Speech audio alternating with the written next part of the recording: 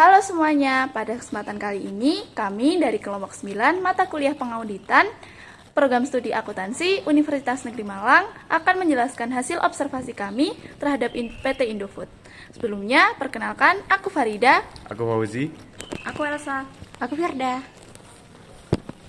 Sebelum menjelaskan lebih lanjut, PT Indofood merupakan perusahaan yang bergerak dalam bidang industri pengolahan makanan. Produk-produk ICBP mencakup produk susu, bahan penyedap makanan, makanan ringan, minuman, serta makanan yang khusus dan bernutrisi. Tahu nggak sih kalau PT Indofood Sukses Makmur awalnya bernama PT Panganjaya Inti Kusuma pada tahun 1990. Awal kegiatannya berada di bidang makanan ringan. Pada tahun 1994, PT Panganjaya Inti Kusuma berganti nama menjadi PT Indofood Sukses Makmur dan mendaftarkan sahamnya di Bursa Efek Indonesia. Struktur organisasi PT Indofood terbagi menjadi beberapa divisi yang memiliki wewenang dan tanggung jawabnya masing-masing. Nah, selanjutnya, divisi ini akan memberikan laporannya kepada Direktur Eksekutif. Bagian organisasi PT Indofood yang paling atas diduduki oleh Direktur Utama, lalu membawahi direksi yang diawasi oleh Dewan Komisaris. Lalu Dewan Direksi membawahi Komite Audit, Sekretaris Perusahaan, Manajemen, Investor Relation, serta Pengendalian Internal dan Manajemen Risiko. Komite Audit membawahi Audit Internal, lalu Manajemen membawahi Operasional dan Korporasi, serta divisi-divisi yang ada di PT Indofood.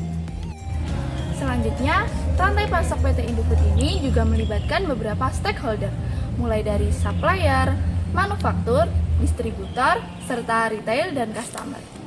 PT Indofood sendiri saat ini juga bergerak di beberapa bidang usaha, antara lain makanan, minuman, minyak goreng, dan agribisnis. Nah, saham dari perusahaan PT Indofood ini diperdagangkan melalui Bursa Efek Indonesia loh, dengan nama INDF. Nah, selain itu, PT Indofood juga melakukan penawaran penjualan saham melalui IPO atau Initial Public Offering.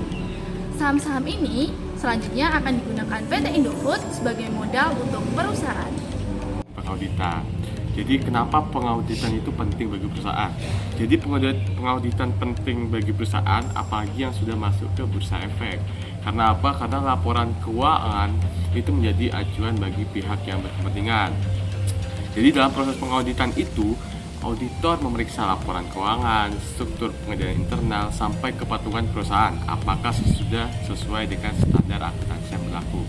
Nah, PT Indofood ini merupakan salah satu perusahaan yang sudah masuk ke Bursa Efek dan melakukan praktik pengauditan. Nah, opini audit apa sih yang diberikan pada PT Indofood?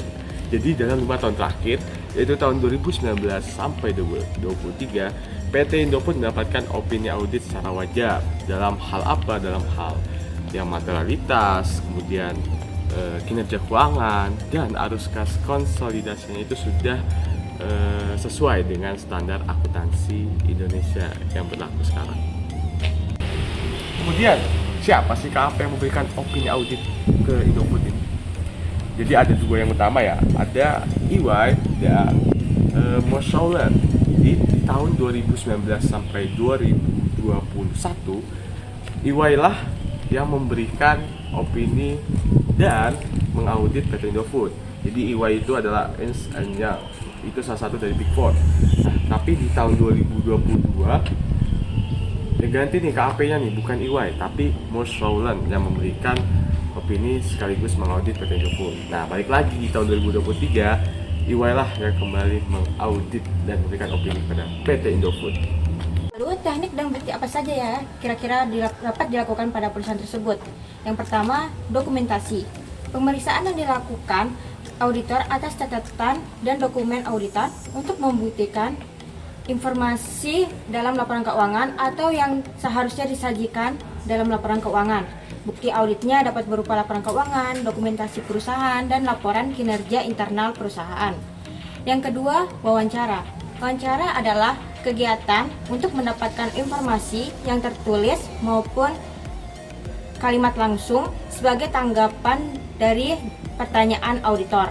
Buktinya adalah berupa hasil wawancara staf yang bertanggung jawab atas job desk-nya masing-masing. Yang ketiga adalah prosedur analitis. Prosedur analitis menggunakan perbandingan dan korelasi untuk memperkirakan apakah saldo akun dan data yang lain telah disajikan dengan layak. Buktinya berupa perbandingan gross margin pada tahun ini dengan tahun yang lalu dan pencocokan akun-akun yang ada pada laporan keuangan dengan laporan aktual lapangan.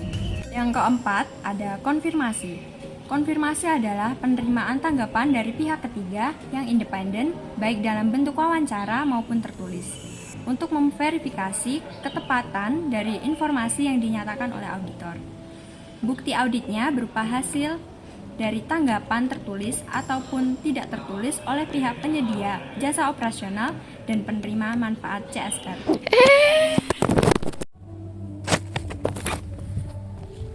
Nah, itu dia penjelasan dari kami mengenai observasi kepada PT Indofood. Sekian, terima kasih. Sampai jumpa. Halo semuanya. Halo guys. Vlog audit. PT Indofood merupakan perusahaan PT Indofood memiliki divisi banyak Selanjutnya, lantai pasak PT. Nah, opini audit seperti apa sih yang diberikan oleh